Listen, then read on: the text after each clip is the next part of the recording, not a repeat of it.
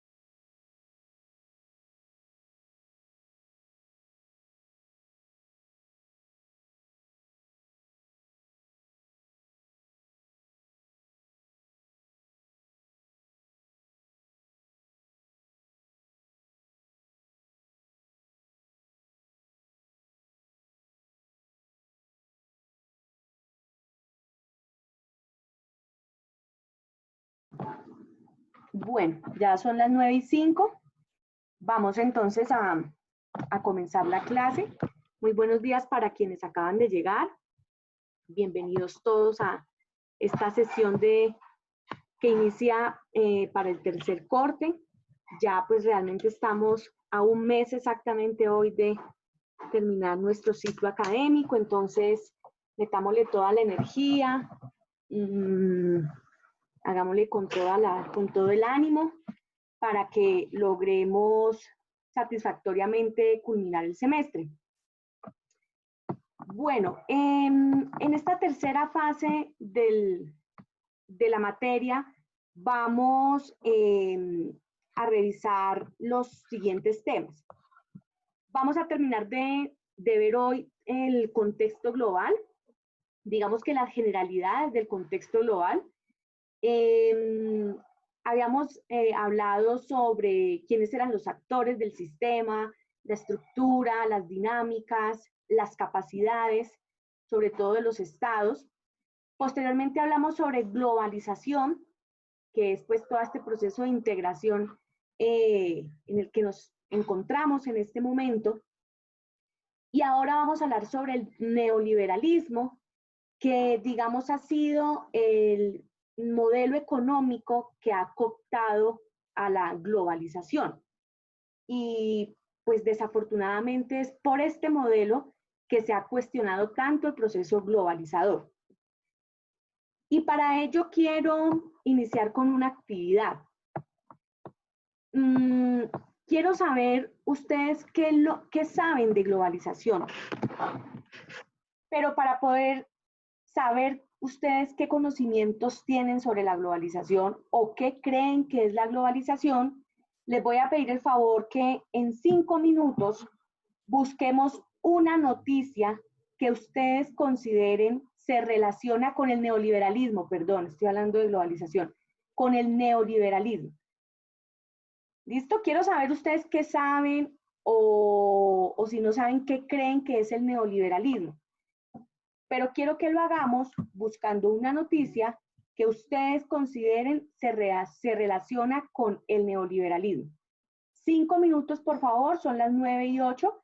A las 9:15 arrancamos a ver quiénes de ustedes nos comparten su noticia. Por supuesto, todo eso trae décimas para la nota. ¿Listo? Entonces, 5 minutos, por favor.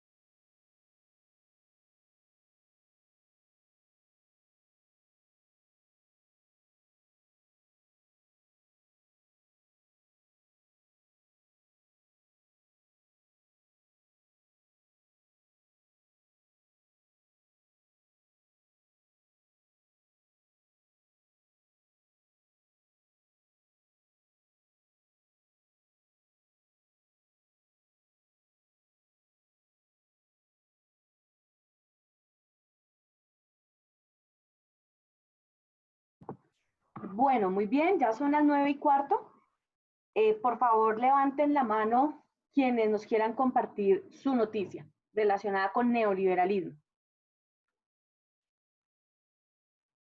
Jenny, Benilda, Alfonso.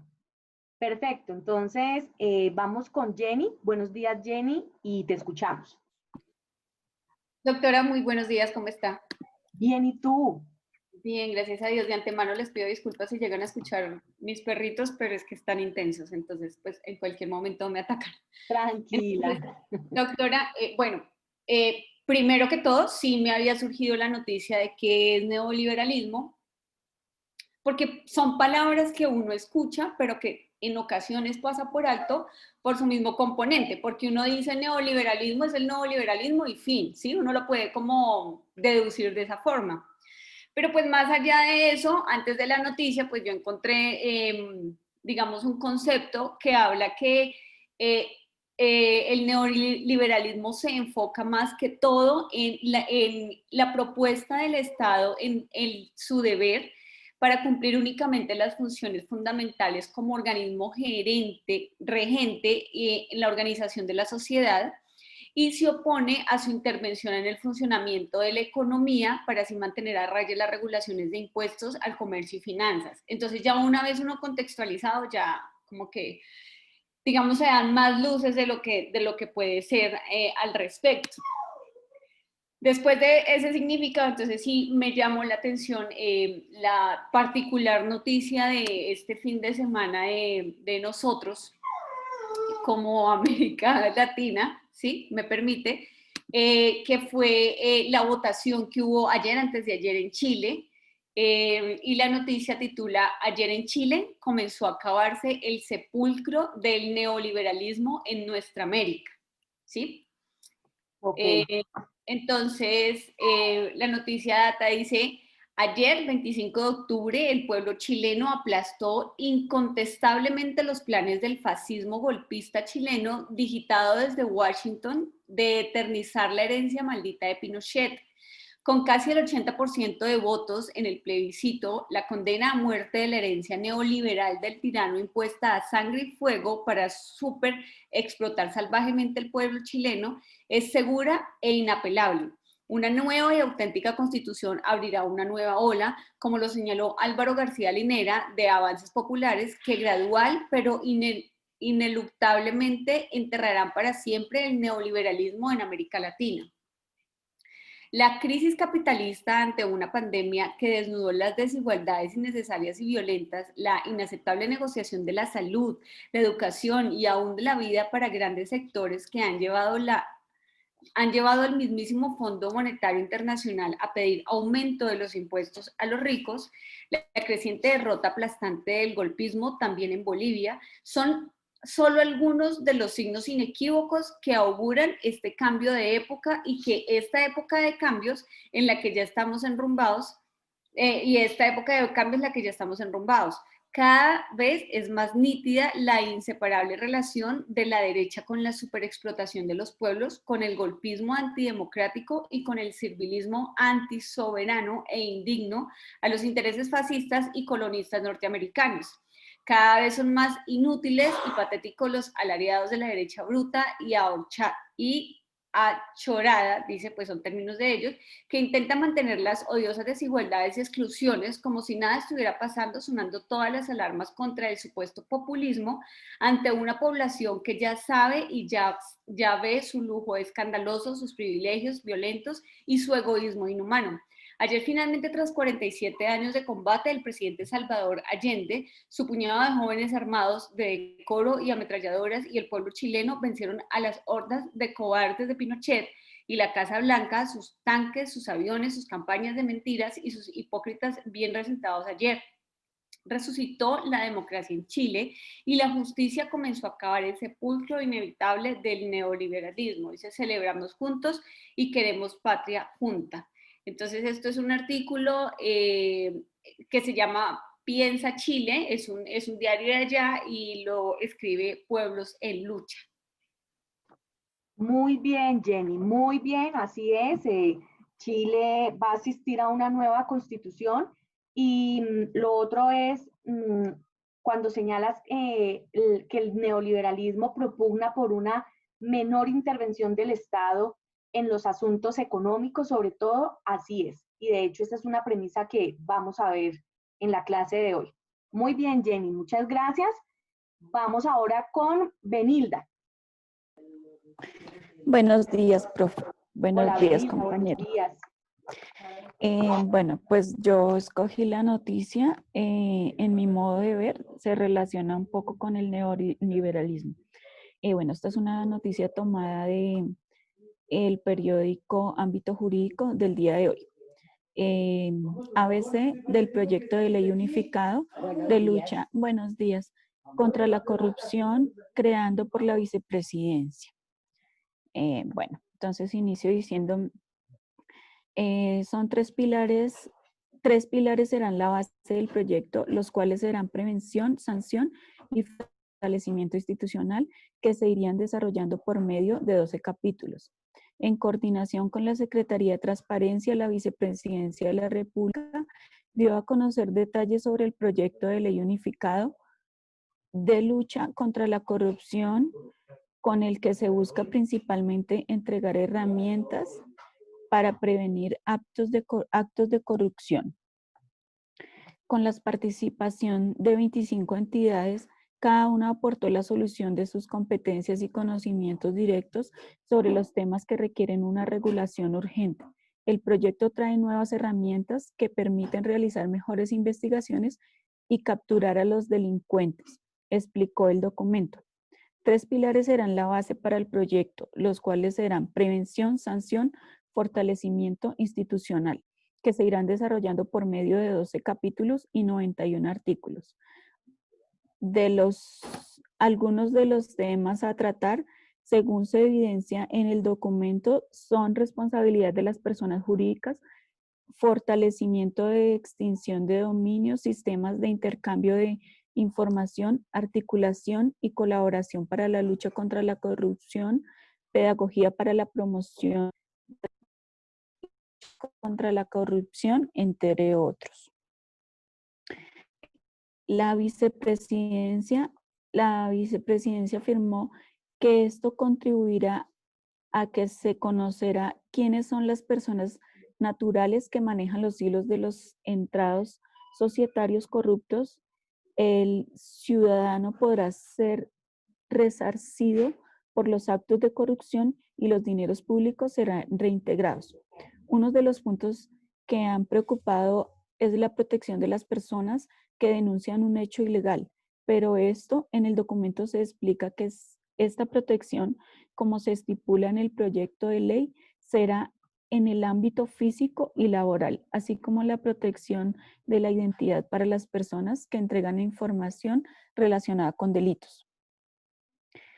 Las entidades puntuales que participaron en este proyecto son la Procuraduría General de la Nación, Contraloría General de la República, Ministerio de Justicia, Ministerio del Interior, DIAN, Unidad de Información y Análisis Financiero, Superintendencia de Sociedades, Superintendencia Financiera, Superintendencia Notariado y Registro, Superintendencia de Industria y Comercio, Superintendencia de Servicios Públicos, Superintendencia de Salud, Departamento Administrativo de la Función Pública, Agencia Nacional de Contratación, Colombia Compra Eficiente y Auditoría General de la Nación.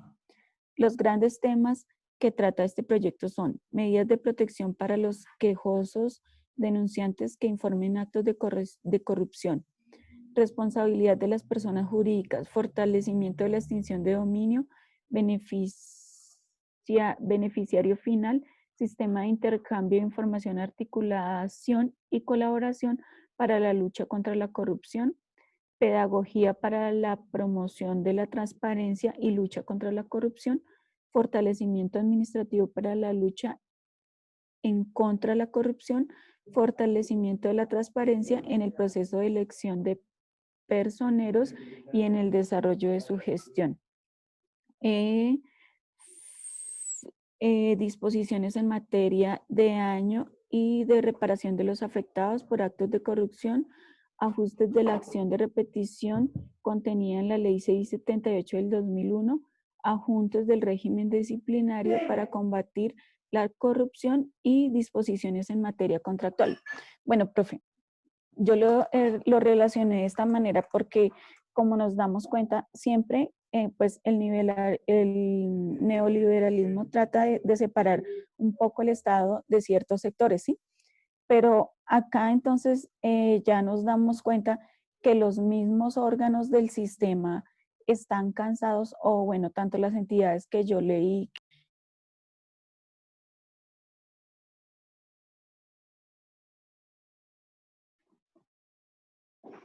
Se te fue el audio, Benilda. Ah, ok. ¿Me oíste hasta ahí? No, te escuchamos.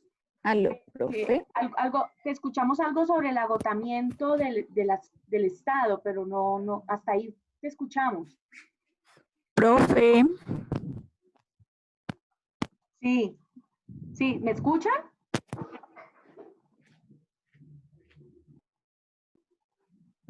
Sí, profe, sí, se escucha. Ah, fue a Benilda entonces que se le dañó el audio. Bueno, para hablar un poco sobre la noticia que nos trae Benilda. Profe, ay, qué pena, es que se me cortó la señal.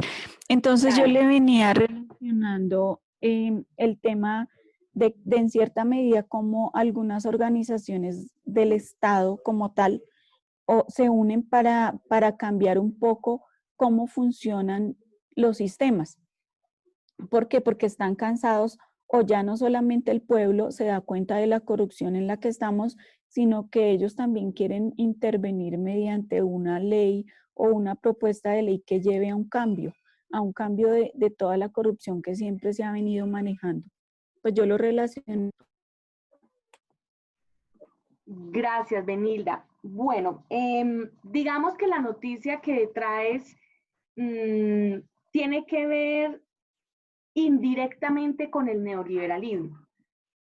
¿En qué sentido? Primero, los neoliberales dicen que el Estado no puede intervenir en el mercado porque el Estado es corrupto y siempre beneficia a los intereses particulares.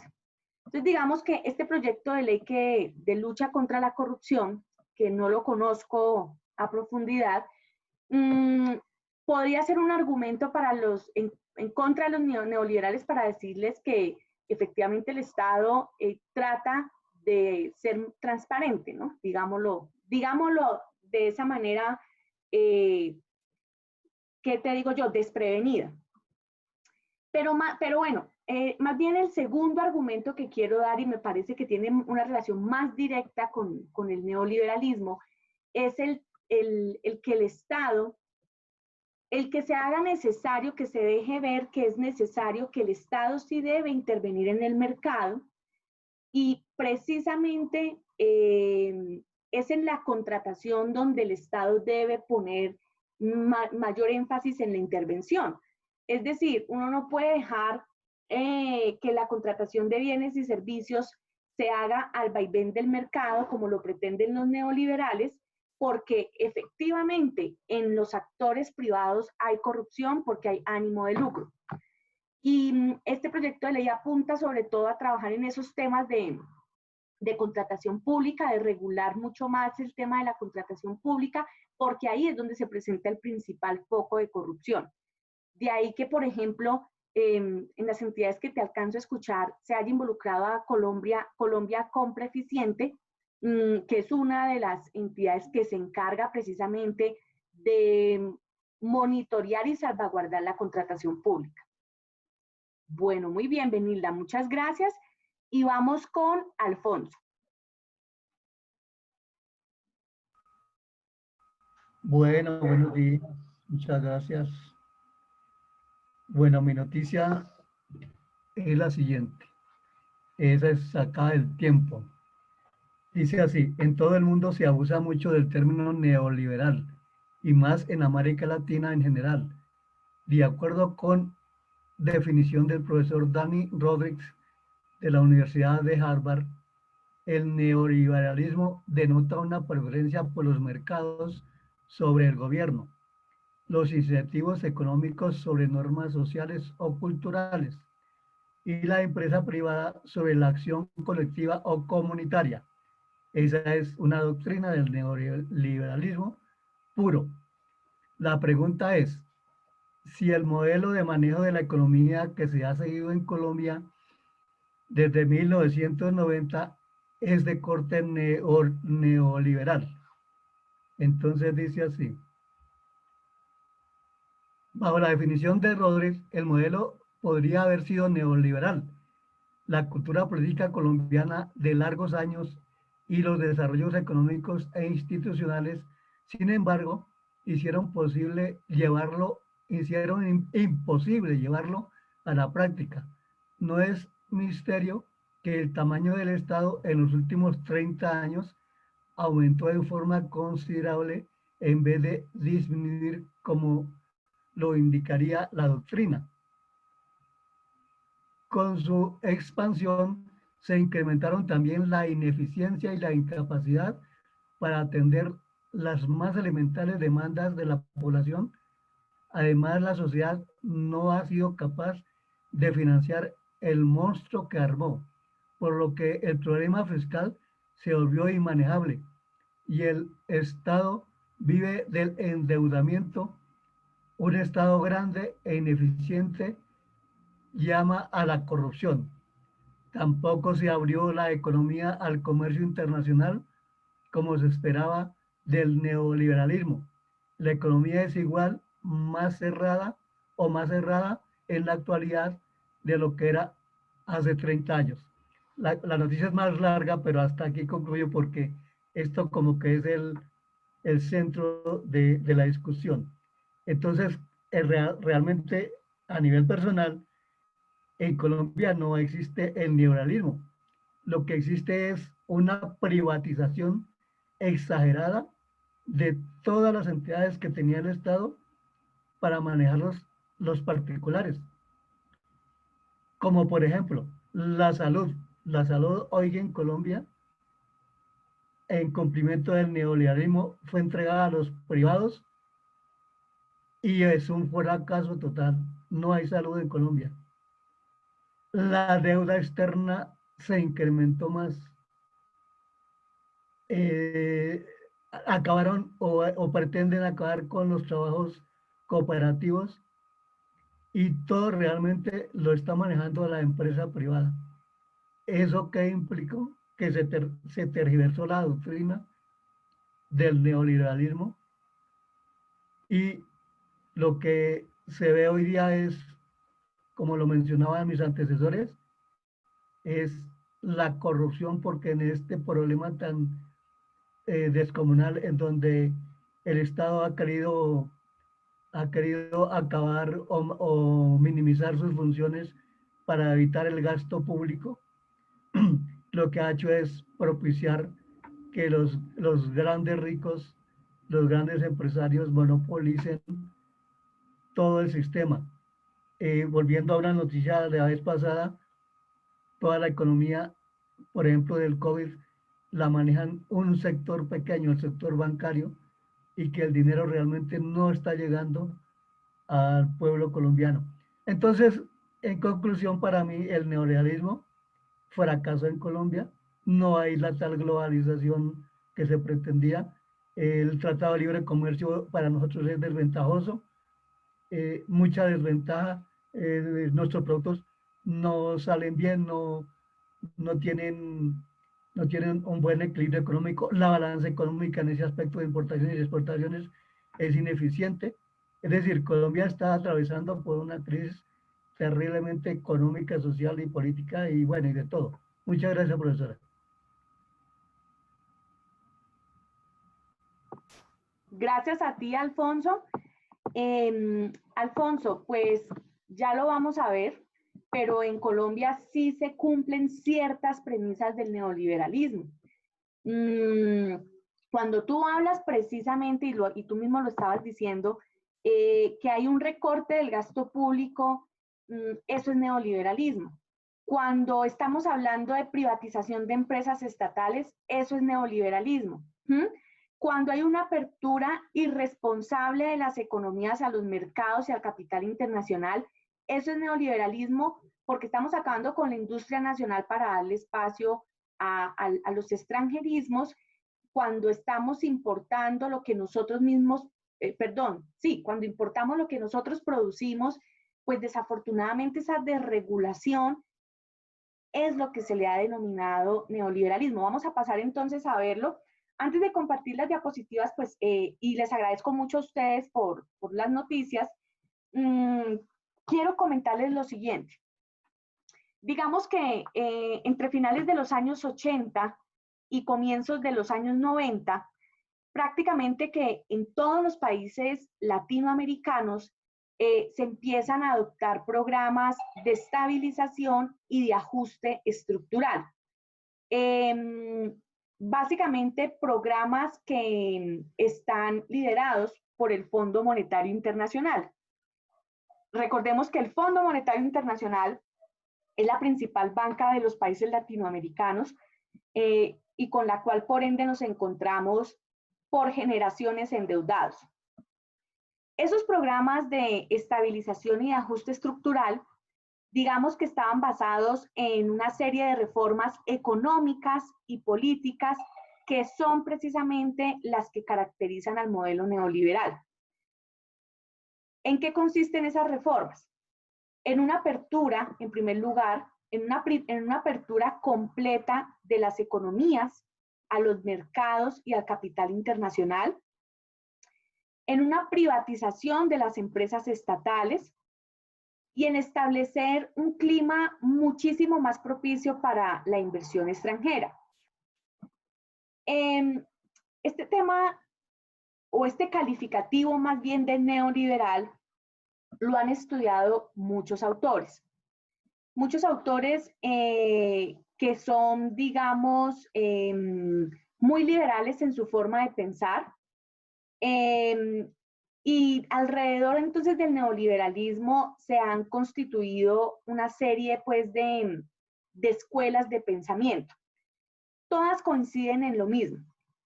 Todos estos autores coinciden en lo mismo y es en dos factores. En primer lugar, en que hay una reivindicación del poder del mercado y que es el mercado el que juega un papel preponderante en el desarrollo económico y social de un país. Ese es el primer factor en el que todos coinciden. El segundo factor en el que todos coinciden es en la prevalencia del sector privado sobre el sector público, y por eso es que los neoliberales abogan, estos neoliberales puros, abogan por la eliminación de la función del Estado en ese papel de desarrollo económico y social que debería tener. Muy bien. Ahora sí, permítanme. Comparto aquí. Profe, antes de seguir, quiero comentar algo ahí. Claro. Es que precisamente usted ha tocado el punto neurálgico y es el Banco Mundial y el Fondo Monetario Internacional. Es decir, esos organismos, esa banca multilateral es la que cogió la ventaja, porque resultó que ella monopolizó el mercado financiero y todos los países tienen que acudir a los préstamos para desarrollar sus políticas sociales. Esto dibuja la doctrina del neoliberalismo, porque precisamente lo que le interesa al Banco Mundial es que haya flujo de capitales a todos los estados para que estos tengan una deuda y poder sostener esta banca multilateral.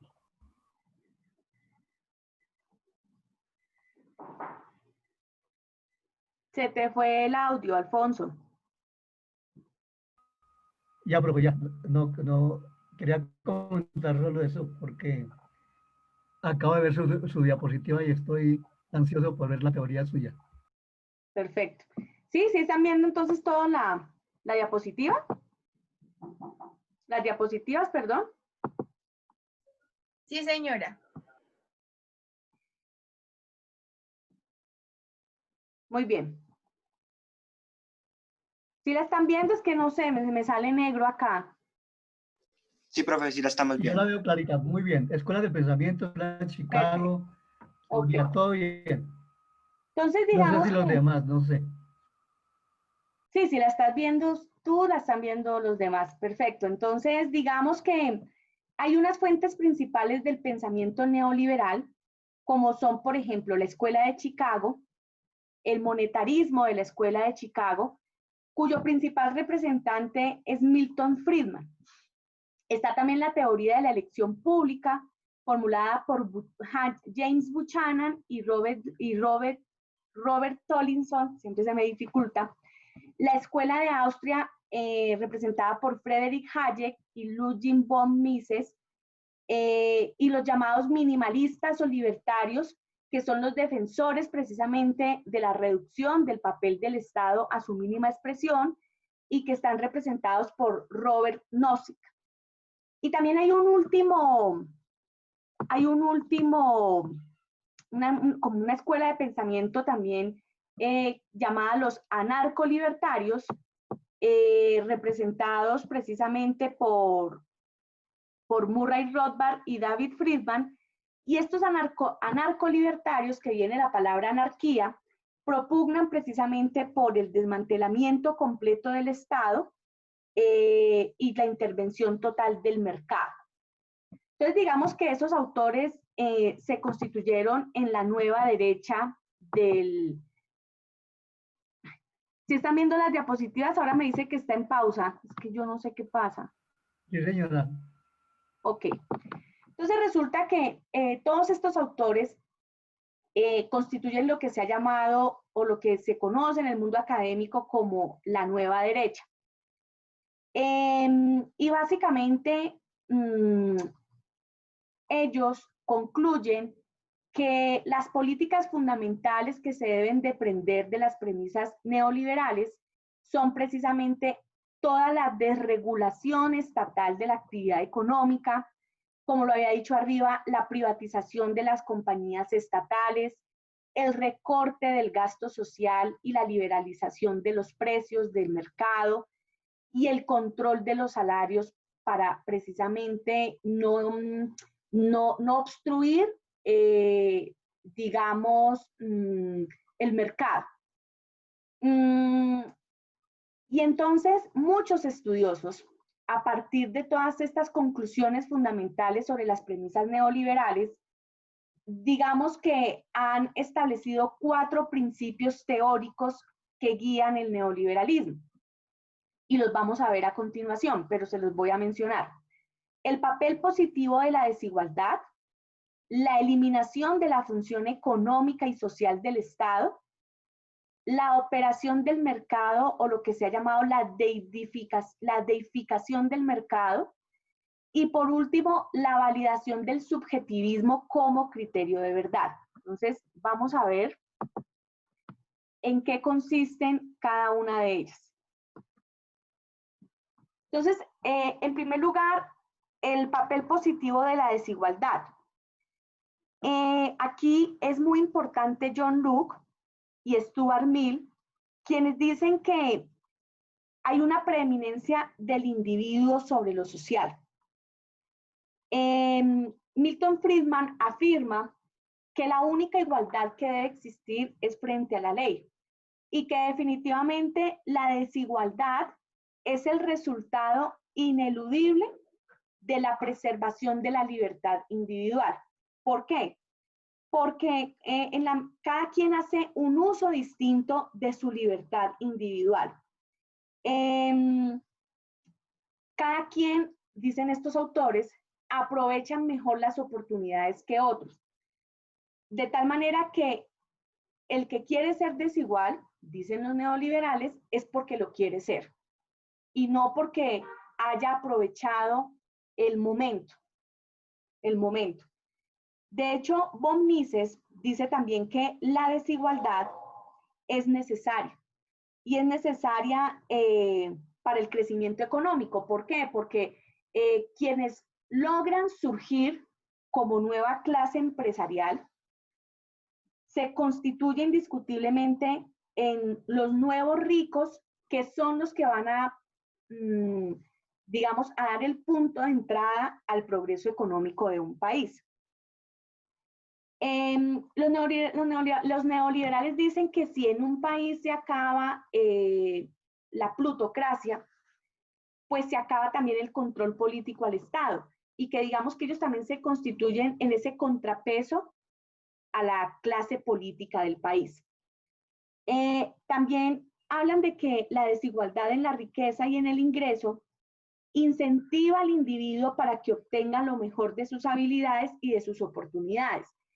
Que si el individuo ve que hay otro que está mucho mejor que él, pues se va a esforzar por hacer lo propio para lograr llegar a ese mismo nivel. Entonces, que la desigualdad incentiva al individuo a que mejore sus habilidades y aproveche las oportunidades que se le presentan.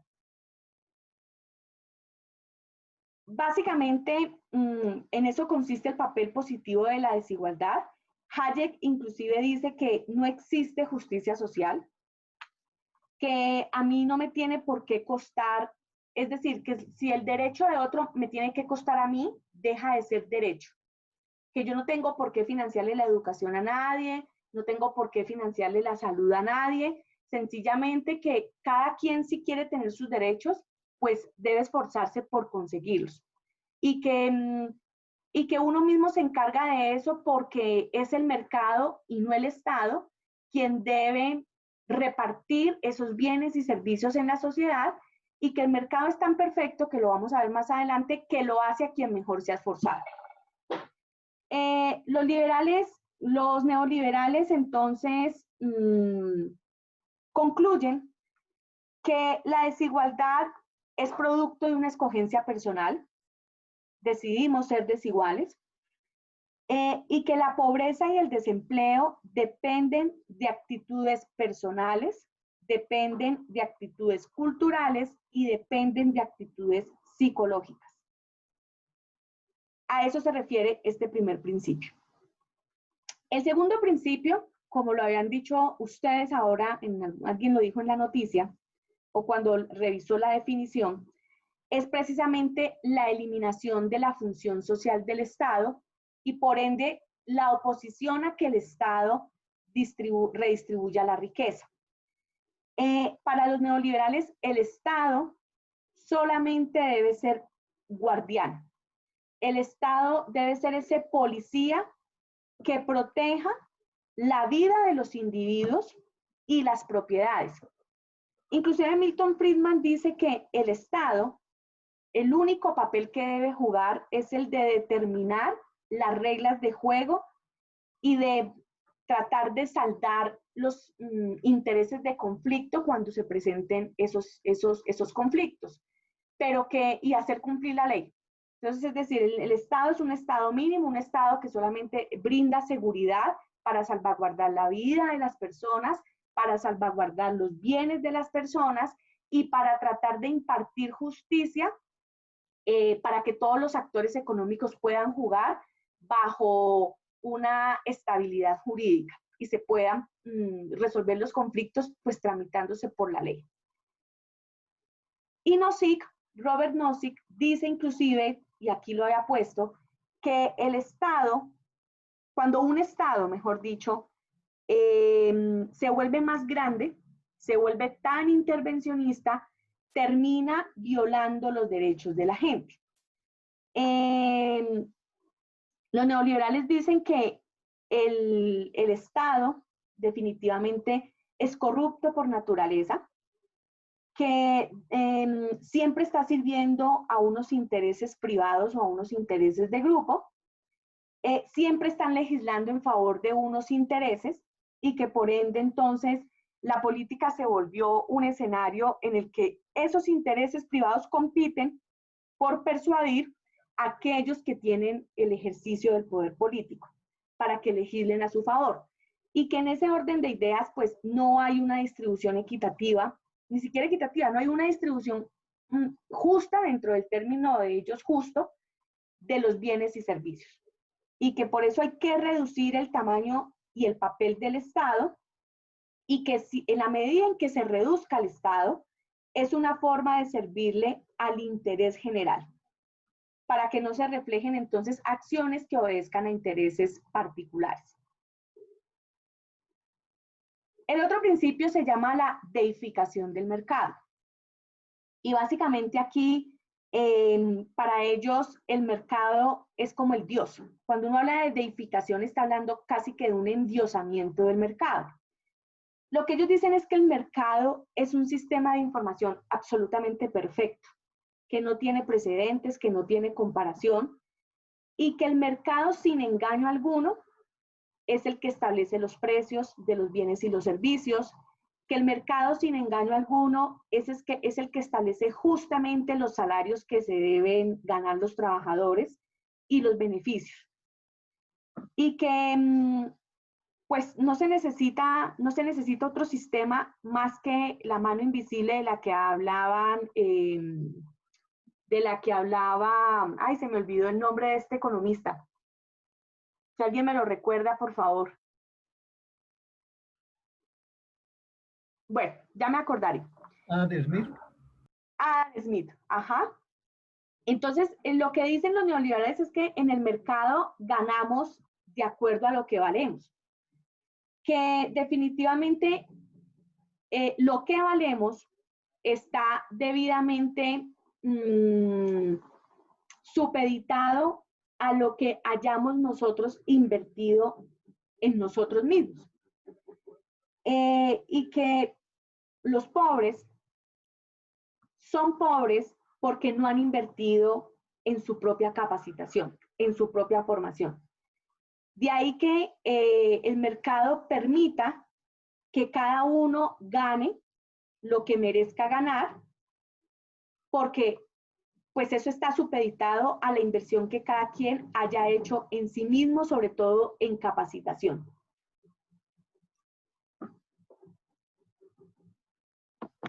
Y el último principio es la validación del subjetivismo como criterio de verdad, que es un principio que va en contravía de lo que dice el marxismo.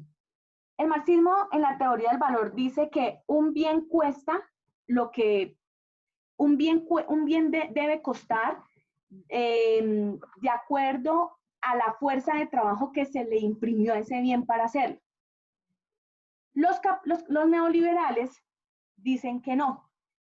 Primero que todo que se dice subjetivismo porque la experiencia privada del individuo es el único que permite, pues el único fundamento que permite entender cómo interpreta el mundo.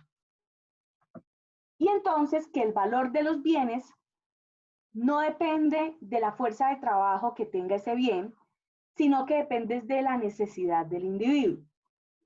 Por ejemplo, para nosotros los que estamos en la educación, en este momento un bien preciado es la internet y es el portátil, porque pues sin esto no podríamos hacer este proceso educativo.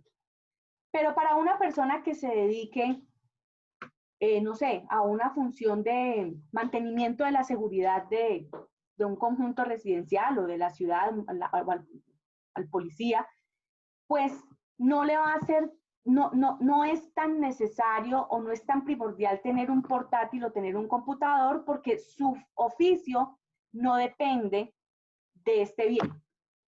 Entonces, que el valor de los bienes depende de la necesidad, no del trabajo que esté detrás de la hechura de ese bien.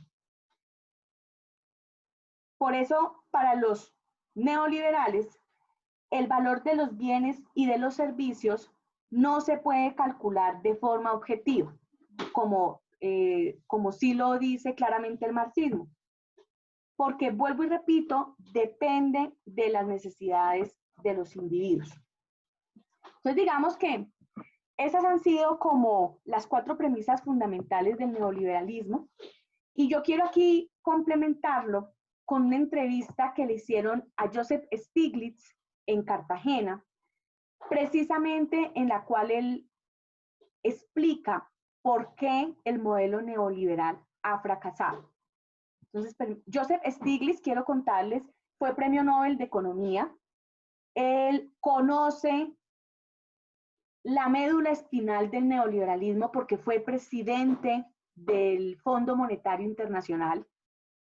Y precisamente como conoció y vivió y decidió en el neoliberalismo, es que decide apartarse de ese pensamiento neoliberal y digamos que él entonces se ubica más en un capitalismo de Estado. Permítame, por favor, y ya lo escuchamos.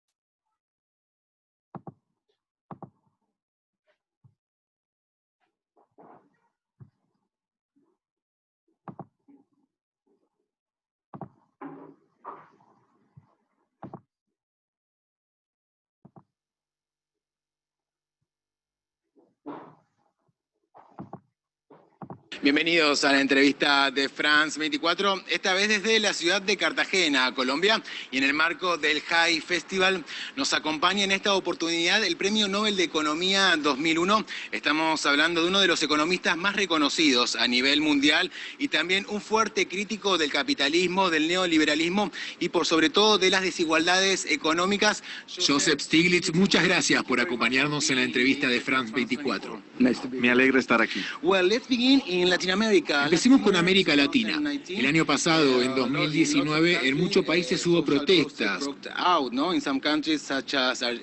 como por ejemplo en Ecuador, Colombia y Chile. Todas fueron diferentes, pero tenían algo en común: las críticas a los sistemas económicos y políticos. ¿Cómo lee o interpreta usted estas expresiones de descontento social en América Latina? Creo que hay un problema fundamental. Hace unos 40 años la era del neoliberalismo empezó a prevalecer en todo el mundo.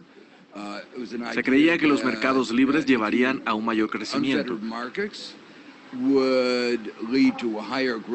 que el efecto derrame aseguraría que todo el mundo se viera beneficiado, y eso se asoció con financiación, globalización, cuotas de impuestos más bajas, liberalización.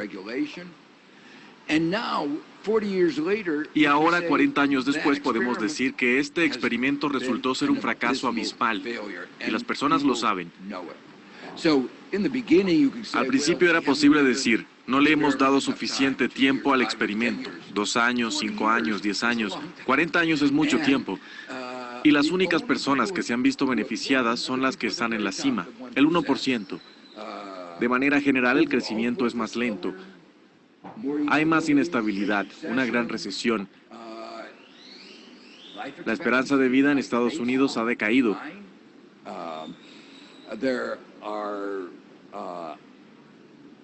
Hay una especie de depravación moral evidente con los préstamos abusivos, con la crisis de los opioides durante la cual las compañías farmacéuticas vendían drogas adictivas y decían no, no lo son. Las empresas de carro vendían automóviles que contaminaban la atmósfera y decían no, no lo hacen. Las empresas de comida vendían alimentos adictivos que provocaron una epidemia de diabetes entre los niños. Tenemos un serio problema. La crisis climática, la crisis en la desigualdad. Con razón las personas están tan insatisfechas, no solo en América Latina, sino también en Europa con el Brexit y en Estados Unidos con Trump. América Latina está atravesada por muchos conflictos. Bueno, no solo América Latina, pero en especial la región. Pero uno de los más urgentes es la desigualdad económica. ¿Cómo cree que deberían enfrentar este asunto los gobiernos?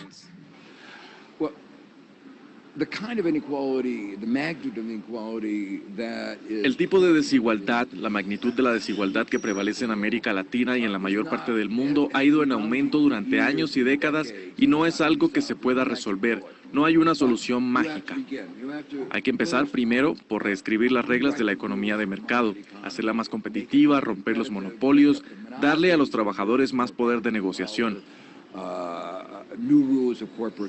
Establecer nuevas reglas de administración corporativa, redefinir cómo gestionar la globalización. Todas esas son las reglas de la economía de mercado. Algunos países las han aplicado mejor y han logrado que haya menos desigualdad. Algunos países, en particular los latinoamericanos, las han aplicado muy mal, provocando altos niveles de desigualdad. Además, debe haber programas de tributación progresiva. De nuevo, en algunos países de América Latina ha habido progreso, pero en un nivel muy bajo. Se necesitan oportunidades en la educación para todo el mundo.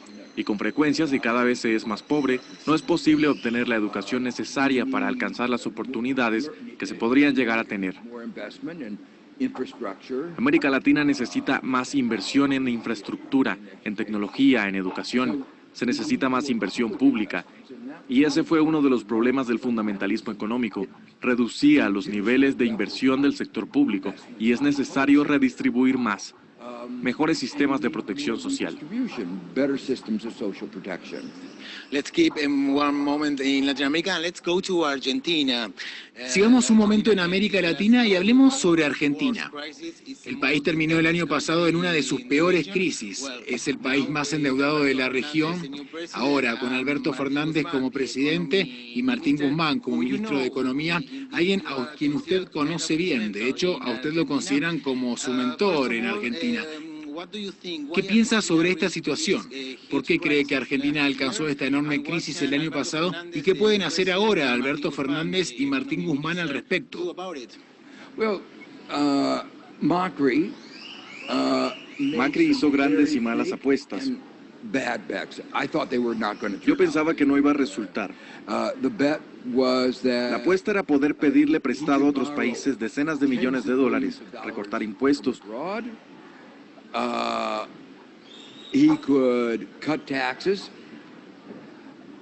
Lo que llevaría a una afluencia de inversión, a una afluencia masiva de inversión que le permitiría pagar la deuda. Fue una apuesta. Yo no creía que fuera a dar resultado, pero los mercados esperaron 2 o 3 años y luego dijeron no, esto no va a resultar y se voltearon en su contra. Y cuando eso pasó, el peso colapsó. El dinero se fue del país y el país tuvo otra crisis.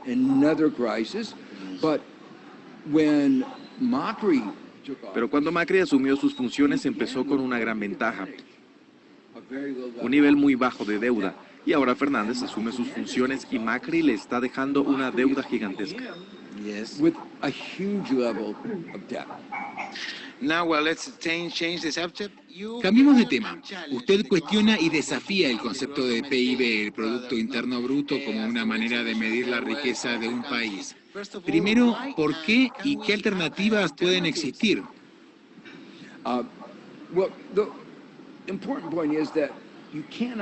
Lo importante es que no se puede totalizar algo tan complejo e importante como lo que ocurre en la economía en un solo número. El presidente Sarkozy de Francia me pidió que colaborara en una comisión internacional que investigaría este tema. Y nuestra conclusión fue que se necesita un panel de datos. Lo malo del Producto Interno Bruto es que no especifica si el crecimiento es sostenible. Hemos visto que el crecimiento de Estados Unidos en 2007 se veía bien, pero no era sostenible, y el crecimiento que vemos ahora en Estados Unidos no es ambientalmente sostenible. Estamos contribuyendo al calentamiento global. El Producto Interno Bruto no aclara cómo se reparten las ganancias del crecimiento. Si todo el dinero le corresponde al 1% o a una décima parte del 1%, no es una buena sociedad, no es una buena economía con buenos resultados. No acabará bien. No acabará bien. Lo vemos en muchos otros casos, entonces nos parece necesario un panel de datos. Hay que tener en cuenta que el Producto Interno Bruto es uno de los aspectos, pero también hay que tener una medida de sostenibilidad. Una medida de desigualdad. Es necesaria una medida de salud. Supuestamente Estados Unidos tiene un buen Producto Interno Bruto, pero la esperanza de vida ha disminuido y es más baja que la de cualquier otro país desarrollado. Entonces, si hay un país con un PIB alto, pero donde las personas se están muriendo, no es una buena... Estados Unidos, disculpe, también tiene importantes desigualdades económicas. Tiene altos niveles de desigualdad y muy altos niveles de desigualdad en la esperanza de vida. Las desigualdades sociales en Estados Unidos son mucho mayores que las desigualdades económicas. Hablando sobre Estados Unidos, estamos acostumbrados a oír que el crecimiento económico durante la época de Trump podría garantizar su reelección. ¿Es esto cierto? Y otra pregunta, ¿qué impacto podría tener en América Latina y en el resto del mundo la reelección de Donald Trump?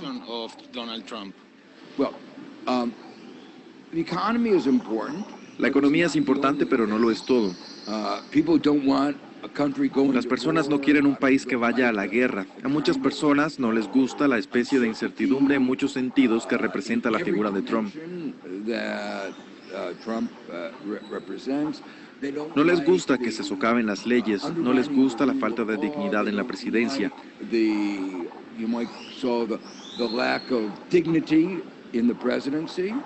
Pero la verdad es que la economía no va tan bien.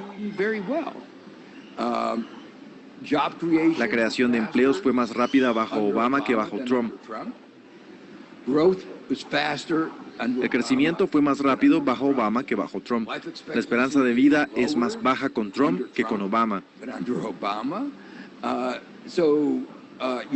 Entonces, si se analizan muchas de las bases, no están tan bien. Otros 2 millones de estadounidenses perdieron su seguro de salud. Entonces, cuando las personas vayan a votar, creo que muchas se darán cuenta que la cifra del PIB no dice nada sobre cómo están ellos mismos. Pensarán, bueno, Jeff Bezos está muy bien, qué bueno, pero ¿cómo me está afectando a mí todo esto? En los datos más recientes no hay cambios significativos en la renta real disponible de los estadounidenses entre 2017 y 2018. Estamos estancados. Ni siquiera hemos regresado al punto en el que estábamos en épocas anteriores. Su otra pregunta es qué pasaría si Trump es reelegido. ¿Qué implicaría para los demás países? Primero déjeme decirle que los estadounidenses nos preocupamos mucho por esto. ¿Qué implicaría para nuestra democracia? Hay un continuo desmantelamiento socavando nuestra democracia.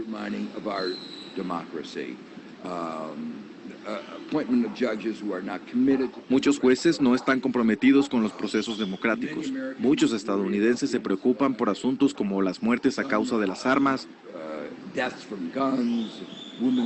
los derechos reproductivos de las mujeres, toda una serie de problemas que van decidiendo sobre la marcha. Y son una serie de problemas que afectarán a las futuras generaciones, como el del cambio climático. Creo que los estadounidenses quedarán muy afectados. El resto del mundo también, porque las guerras siempre van más allá de las fronteras. Las crisis van más allá de las fronteras. En una conversación global necesitamos cooperación global y el sello distintivo de la administración Trump es socavar la cooperación global bajo una política de Estados Unidos primero. Entonces creo que será una época muy problemática, no solo para Estados Unidos, sino para el resto del mundo. Joseph Stiglitz, muchas gracias por haber estado en la entrevista. Fue un placer estar aquí.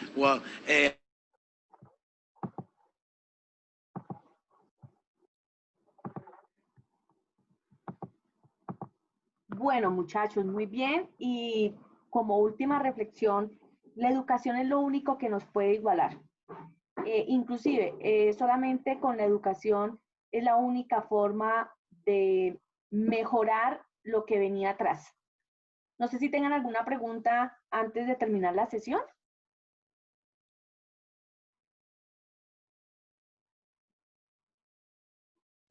No, señora, por el momento no. Alfonso. Doctora, es que ahí lo dice todo, precisamente. Sí. Más clarito no. El neoliberalismo quedó fracasando. Sí, tal cual. Así es. Nos desigualó. Bueno, muchachos, un abrazo entonces y nos vemos en 8 días. Que tengan una muy buena semana. Bueno, gracias a todos. Gracias, profe. Igual para usted, que descanse. Gracias.